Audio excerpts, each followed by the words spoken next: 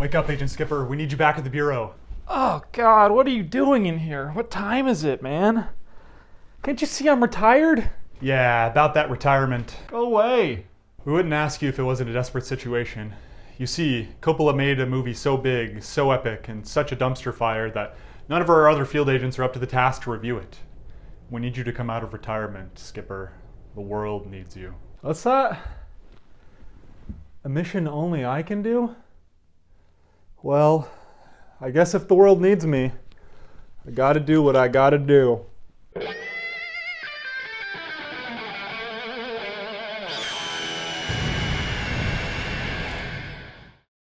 Megalopolis is the newest movie from visionary filmmaker Francis Ford Coppola, the esteemed director behind some of the most highly praised films of all time. This movie, as the story goes, has been a passion project of his for nearly 50 years now, having conceived of the idea all the way back in the late 70s. And now, after having sold part of his winery business to foot the eye-watering $120 million production budget himself, Coppola has finally released what seems like his triumphant swan song, the end cap to his career.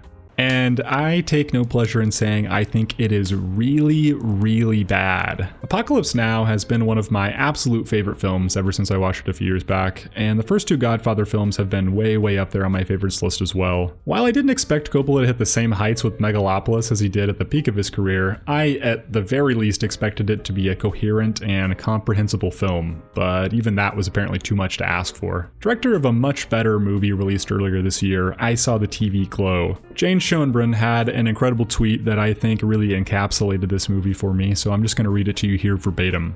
Quote, Megalopolis is the movie equivalent of when you go to an old person's house and it has a weird smell. End quote. Well said, Jane, well said. Megalopolis smells like mothballs and Werther's Originals. This movie reeks of being made by an old man who is out of touch and well past his prime. Megalopolis is really positioning itself as being this grand epic, which it certainly reaches for but definitely never succeeds in. The trailer even calls this movie an event and opens with a monologue from Lawrence Fishburne's silky smooth voice that really just feels like Coppola stroking his own ego, hitting us with the line, "One filmmaker has always been ahead of his time." Which is pretty ironic because this film really feels like it's made by somebody well past their time. While it does have some grand imagery and cool ideas, the film is never coherent enough to make it feel like it accomplished anything other than utterly confusing and boring the shit out of me. I feel like I had whiplash leaving the theater because of these rapid shifts in tone and setting all throughout this incredibly long but somehow way too fast-paced movie. For a film that's supposed to be a visual spectacle, I would have expected it to look a lot better than it ended up looking. It fails on both a technical and an art direction level for me somehow. Just as an example, our protagonist's big invention that he's using to shape the future is this miracle golden looking material that just ends up looking like weird formless shiny goop. It's so incredibly uninspired and boring. There are also quite a few CGI backgrounds that are noticeably bad, which is especially painful for this film because a lot of it is so obviously shot on a soundstage with full CG backgrounds. They sorta use this to make the world feel larger than life and more fantastical than our own, but I always get taken out of these moments because of how cheap and fake it feels. It is actually jarring how bad some of this movie looks. Similar to Oppenheimer last year, Megalopolis tries to splice in some really intense and abstract imagery, but without any of the tact of Oppenheimer. Oppenheimer uses these images to accentuate its powerful themes or help visualize its incredibly complex scientific topics. I can tell Megalopolis is trying to use these things in a similar way, but I can't fucking figure out what they're trying to tell me with all of these images slapped together. Another area of confusion for me is the dialogue and performances, and oh baby are they bad. Just like everything else in this film, they are all over the damn place. Sometimes these actors are giving very theatrical performances with accompanying theatrical writing, but then other scenes have them dryly saying incredibly boring things that are hard to follow because of the fast-paced editing. I can't help but keep comparing it to Oppenheimer, but this time, specifically I want to focus on the differences between the two tortured genius leading characters portrayed by Cillian Murphy and Adam Driver. Murphy's performance combined with Nolan's writing paint a beautiful picture of a genius whose creation unleashes more devastation on the world than he could have imagined.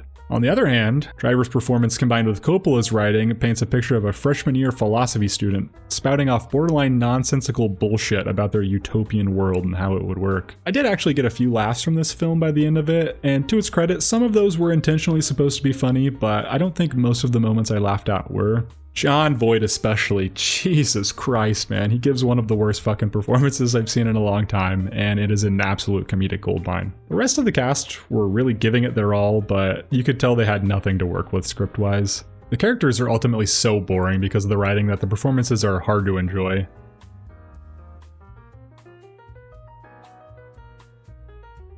Alright, I think that was about all the patience I had for continuing to write about this video in a scripted manner, but there is a lot more I want to say about it that I just kind of want to do off the cuff at the end of this video here. This discussion will be full of spoilers. I want to talk about a lot of very specific things in this movie, so if for some godforsaken reason you want to go into this movie blind or watch it at all, I guess skip to the end of it, but honestly, please don't go watch this movie and don't care about spoilers. I watched this movie so you don't have to, basically. Number one, why does Coppola come across as such a horny old man in this? You can tell he's got a hard-on for Aubrey Plaza because he just puts her in some very cringy and overly sexualized positions in the script. There's this one line in the movie where so Aubrey Plaza and Adam Driver's character kind of have a little bit of a relationship, and she's talking to Adam Driver's character and says something along the lines of, "Oh, you're so uptight, you're so anal, but I'm so oral," and then like gets down on her knees in front of him. Like, this is the kind of stuff I was talking about earlier in the script where I was saying that it just feels like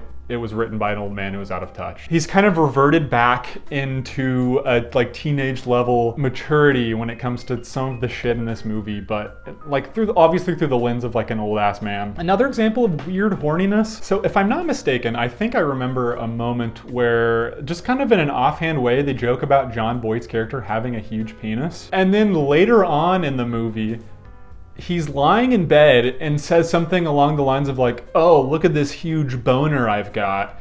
And it's just like this, you know, the mound of the blanket he's laying under in bed. And it's, first of all, it's like a foot tall. So I'm like, oh God, okay, I guess they're calling back to that moment from earlier. I thought it was just a stupid joke. But no, the film fooled me.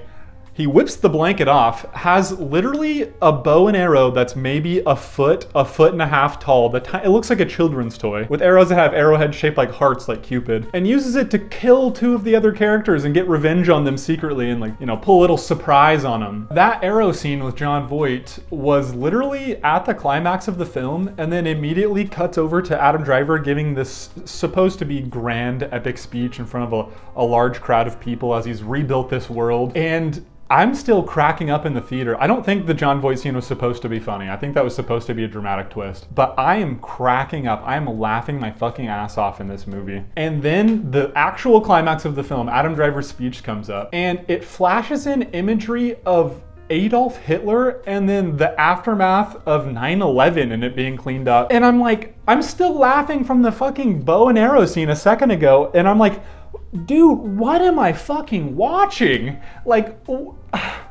this film is so all over the place and has like, thinks it's so deep and so cool and so philosophical, but then just like slaps together haphazardly just a bunch of supposedly thought-provoking images without any, I don't know, I kind of talked about that already in the other part of the script. There's also a moment where sort of inexplicably, just for the sake of the reference, Aubrey Plaza's character says, "God damn it, Jerry." It just was kind of odd. It didn't really make any sense to me. I mean, okay, cool, I guess Coppola's a Parks and Rec fan. There is that one scene that's actually funny though with Adam Driver saying, "Go back to the club."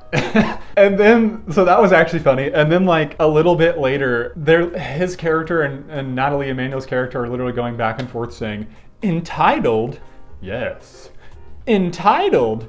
Yes." I think they do it 3 or 4 times. I'm not kidding. Like, it's so odd. And like, none of these characters are real people, which I think goes into like he is kind of posing it as this larger than life thing, you know, it's got the subtitle of Fable. I talked about the theatrical writing and acting and all of that, but it's not compelling. Like, it's not good. It's like weird robotic alien people, not like, you know, hyper dramatized melodramatic performances like you might expect with something theatrical.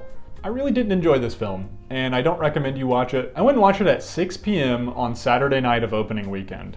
A showing you would think would be pretty busy if it was a film that was performing well in the box office. I think when the movie started there were 8 people in the theater, and I know for sure 2 of them left during the first half of the movie. So I think we walked out with 5 or 6 of us, and people didn't really seem like they had a good time. I know I had a good time because of how bombastically hilarious in the most catastrophic way it ended. But really this film's worst sin is just being really boring throughout. It's mostly just really dry, dull, boring. And I kind of just had a confused look on my face the entire time trying to process what the hell was going on here. I hope he's happy that he got to make his huge project he'd been dreaming of for so long. I just don't like it at all.